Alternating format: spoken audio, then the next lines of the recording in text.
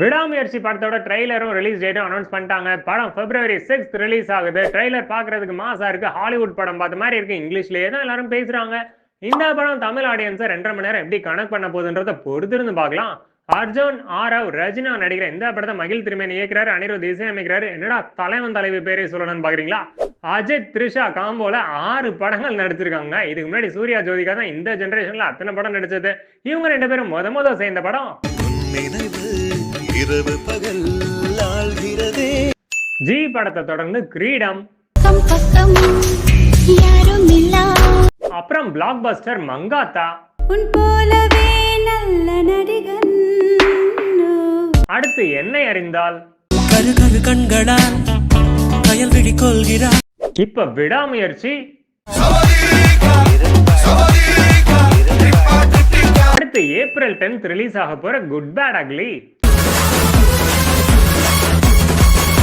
Sama on screen பேர்ல இன்னும் எத்தனை படங்கள் நடிச்சாலும் பார்க்க ரெடியா இருக்கும். ஓகே, இப்ப விடாமுயற்சி, குட் பேட் அக்லி படம் ஜெயிக்கிறத பத்தி தல என்ன சொல்றாருன்னு கேளுங்க. ஜெயிக்கிறதுக்கு முன்னாடியே கொண்டாடுறதும் ஜெயிச்சதுக்கு அப்புறம் ஆடுறதும் நம்ம அகராதியில இல்ல.